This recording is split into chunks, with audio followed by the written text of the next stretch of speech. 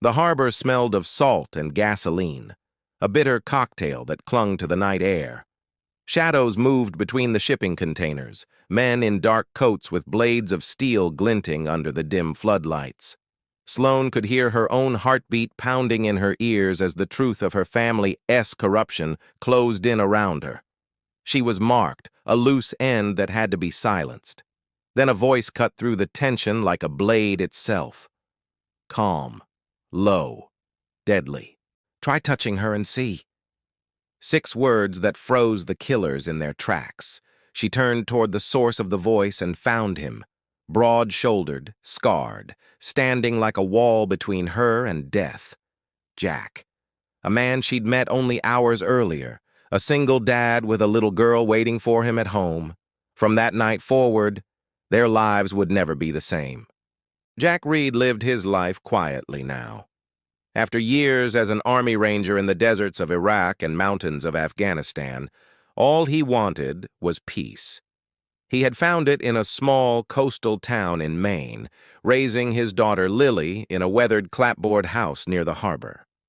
Every morning he packed her lunch, braided her hair with clumsy fingers, and walked her to the school bus before heading off to his shifts as a mechanic. To most people, he was just a widowed dad who kept to himself. But the past never left him. It lingered in the burn scars across his knuckles, in the way he always checked exits when he entered a room. Lily was his light, the only reason he kept moving after his wife passed. She had her mother's golden hair and his sharp brown eyes. At 7, she was curious and stubborn, forever asking why the stars shone, why the ocean roared, and why her dad sometimes woke in the night sweating and silent. Jack couldn't give her answers she'd understand, so he just promised her one thing. He would always keep her safe. But keeping Lily safe meant keeping his world small. Jack avoided entanglements, avoided attention. The last thing he expected was to meet someone who would blow that careful order apart, someone like Sloane Whitaker. Sloane Whitaker lived a very different life. At 29, she was already the CEO of her family's international shipping company, headquartered in London, but tied into ports across Europe and the United States. She carried herself with poise, the kind that came from years of elite boarding schools and cutthroat boardrooms, but behind her polished exterior was a gnawing dread. She had discovered ledgers hidden away in her late father's office, transactions that pointed not to business, but to blood, smuggling, weapons, even trafficking. She had barely begun to process the scope of it when the threats started arriving. Emails, unsigned notes slipped into her car, men watching her from across the street. At first, she tried to rationalize it. Maybe it was her paranoia. Maybe she was reading too much into numbers on a page. But when someone broke into her London apartment and left nothing behind except a single black feather on her pillow, she knew the truth. Her family was tangled in a world she had never imagined, and now those same shadows wanted her silenced. She fled across the Atlantic to Maine, hoping distance would give her time to breathe, to think, to piece together what her father had built and how to dismantle it. She didn't plan on staying long, didn't plan on trusting anyone. But the night she crossed paths with Jack Reed at the harbor, everything she thought she knew about strength, about safety, would change. Jack first noticed her when she walked into the dockside cafe on a rainy afternoon. She looked out of place, her tailored coat and sharp heels clashing against the fishermen in worn boots and the locals hunched over steaming mugs of coffee. He saw the way her eyes scanned the room, not curious, but hunted. When she ordered tea instead of coffee, her accent gave her away. British. She sat near the window, shoulders tense, as if waiting for someone who might never come. Lily, who was tugging Jack's hand for a muffin, caught sight of Sloane and whispered, "Daddy, she looks sad." Jack told her not to stare, but when Lily skipped over anyway and offered Sloane her blueberry muffin with a shy grin, something softened in the woman's face. For the first time in days, Sloane smiled. Jack went over to apologize for his daughter's boldness, but Sloane only shook her head. "She's sweet," she said, her voice low and tired. That was the first time their eyes met. His, weathered from years of combat, hers bright yet shadowed with fear. It was brief, but something in that exchange planted a seed neither of them understood. Sloane hadn't meant to linger in the cafe, but the warmth of Lily's innocence pulled her out of her spiral. For a moment, she wasn't the CEO fighting shadows. She was just a woman, grateful for kindness. She asked Jack where the nearest inn was, claiming she was visiting for business. Jack almost let her go, but something gnawed at him. He recognized the way her eyes flicked to the door every few seconds. He'd seen that look in war zones, in civilians running from something they couldn't fight alone. Later that evening, as he and Lily walked home, he noticed a black SUV parked 2 streets over. Its tinted windows made his gut clench. The same SUV followed them at a distance until he turned sharply into an alley, testing his suspicion. The vehicle slowed, then drove off. Jack didn't sleep well that night, his instincts screaming. Sloane, meanwhile, checked into a small inn by the water. Alone in her room, she spread the ledgers across the bed, her father's handwriting staring back at her. Every page confirmed her worst fears. Names of shell companies, lists of shipments with coded cargo, payments wired to offshore accounts. She traced her fingers over the entries, her chest tight with betrayal. Her father hadn't just been corrupt. He had built an empire on blood. And now, she was the last Whitaker standing in the way. The next morning, Sloane left the inn early, clutching a folder of documents. She wanted answers. She headed to the harbor, the heart of her family's business. The ships bobbed against the docks, containers stacked like silent monoliths. But what she didn't see were the men waiting, hired muscle, stationed like shadows between the crates. Jack was there too, bringing Lily to the harbor before school. She loved watching the fishing boats unload, squealing when the gulls dived overhead. That was when Jack noticed the tension. The men weren't fishermen, and their eyes followed Sloane like predators. He saw her stop, confusion flickering across her face, before 2 men stepped into her path. Jack didn't think. His body moved before his mind could catch up. He told Lily to stay behind a crate, his voice calm but firm, before he strode forward. The tallest of the men reached for Sloane's arm. That was when Jack's voice cut through the harbor air. "Try touching her and see." His words landed heavy, an unspoken promise of violence. The men froze, sizing him up. Jack's stance was relaxed but coiled, like a wolf ready to strike. Sloane's breath caught. This stranger she barely knew was standing between her and death. The leader sneered. "Walk away, old man. This isn't your fight." Jack's jaw clenched, memories of combat flashing behind his eyes. He had walked away once, years ago, when he couldn't save his brothers in arms from an ambush. He wouldn't walk away again. With a sudden motion, he grabbed the man's wrist and twisted, sending him crashing into a crate. The others lunged, but Jack moved like a storm, efficient, brutal, unstoppable. Years of training unleashed in seconds. Sloane stumbled back, watching in shock as one man groaned on the ground, another held his broken nose, and the rest backed off. Jack's breathing was steady, his eyes burning with a quiet fury. "Leave," he growled. They did, dragging their injured with them. For the first time in years, Sloane felt something unexpected. Safe. When the last of the men disappeared, the harbor fell eerily quiet again, save for the lapping water and distant gulls. Sloane's chest rose and fell sharply, her palms clammy against the folder she clutched. She had been seconds away from being dragged into the shadows, and then this man, this stranger, had stood between her and death. Jack bent down to where Lily hid behind the crate. He scooped her into his arms, murmuring softly, his hands steady though adrenaline still coursed through him. Lily whispered into his ear, "Daddy, you saved her." The innocence in her voice contrasted brutally with the violence she had just witnessed. Sloane watched them, her throat tightening. She didn't know this man's story, but the way he protected both his daughter and her without hesitation stirred something deep inside her. When Jack turned, his gaze landed on her, not gentle but searching, demanding answers. "Who are they?" he asked. Sloane's silence told him everything. Sloane sat at Jack's kitchen table later that evening, her hands wrapped around a steaming mug she barely touched. Lily was in the living room, building a castle with her toy blocks, her laughter a fragile contrast to the tension in the air. Jack leaned against the counter, arms crossed, eyes fixed on Sloane. "You don't just have hired killers after you," he said. "That kind of muscle doesn't move unless there's money and power behind it." His voice was quiet but sharp, honed from years of interrogations. Finally, Sloane spoke. She told him everything.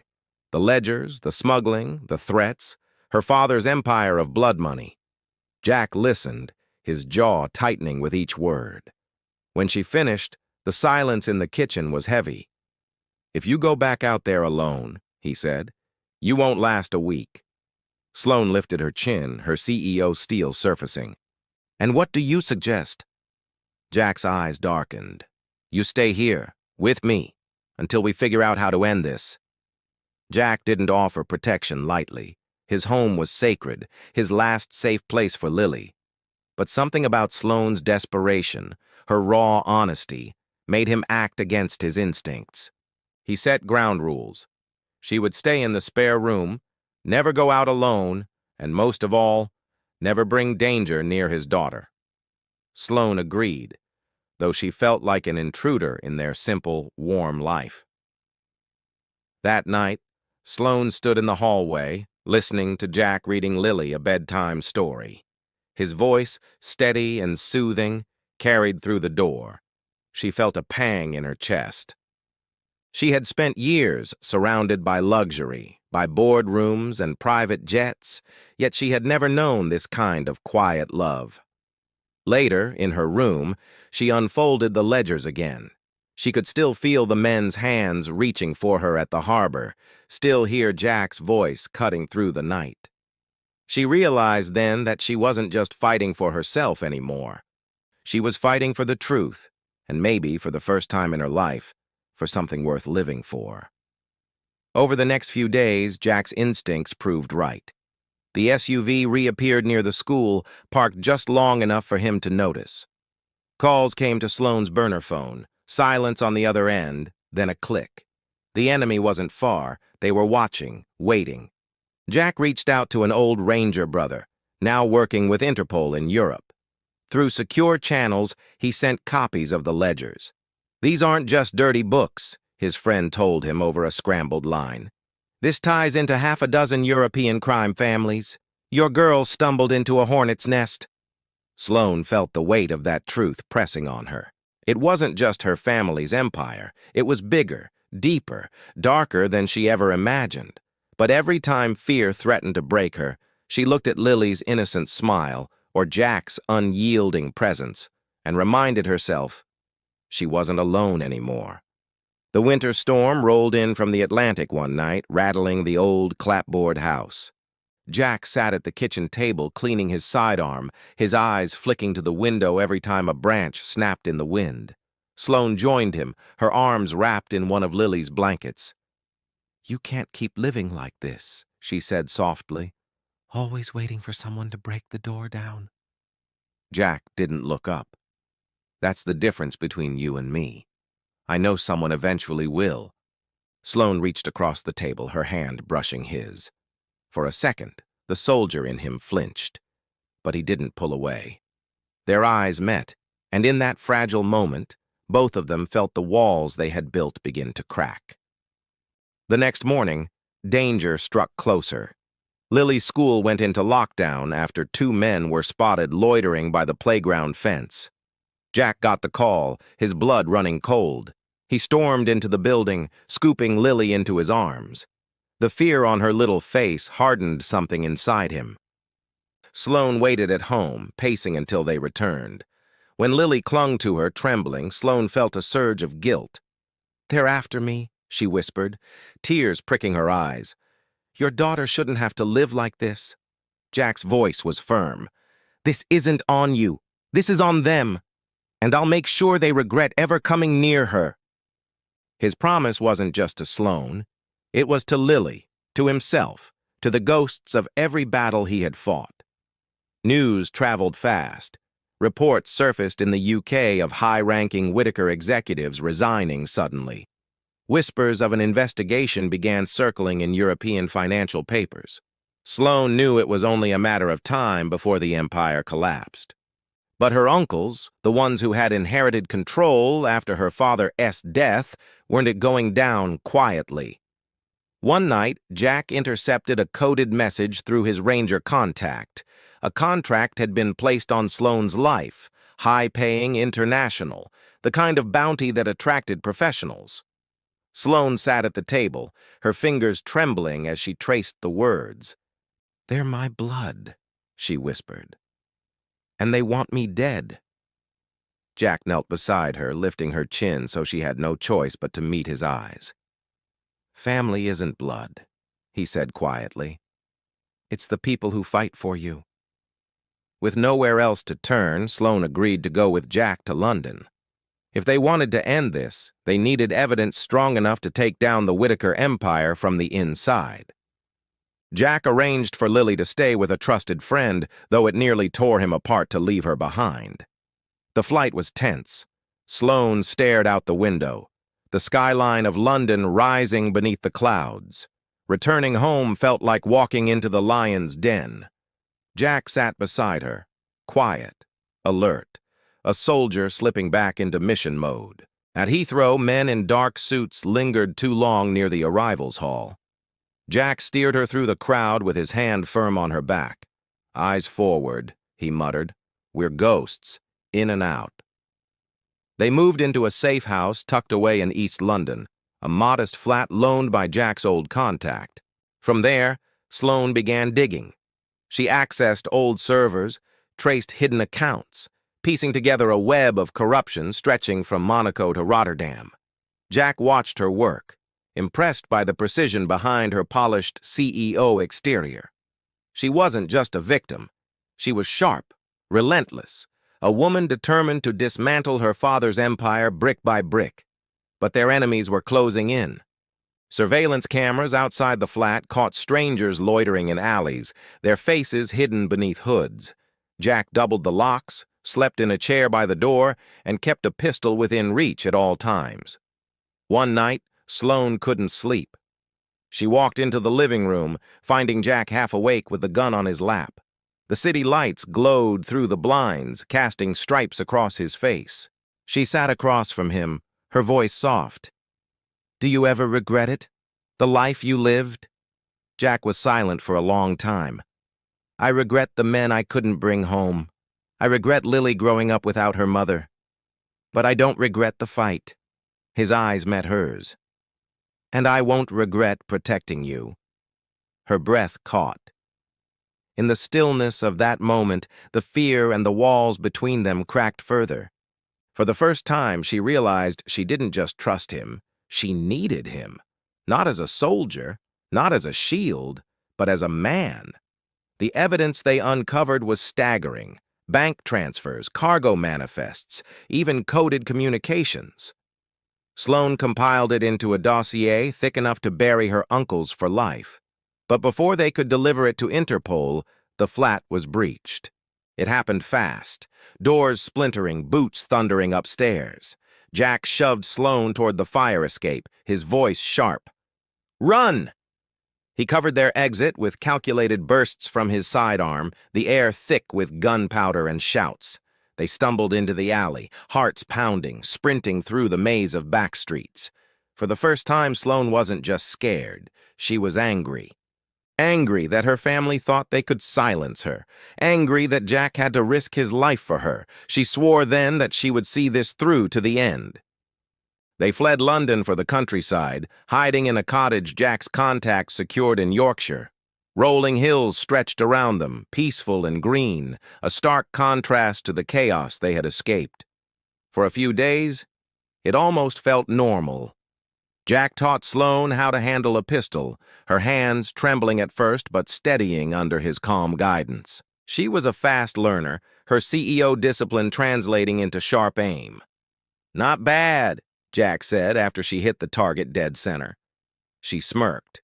"I've had worse teachers."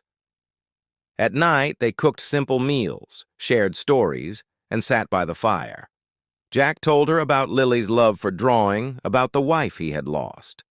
Sloane opened up about her lonely childhood in boarding schools, her father's cold ambition.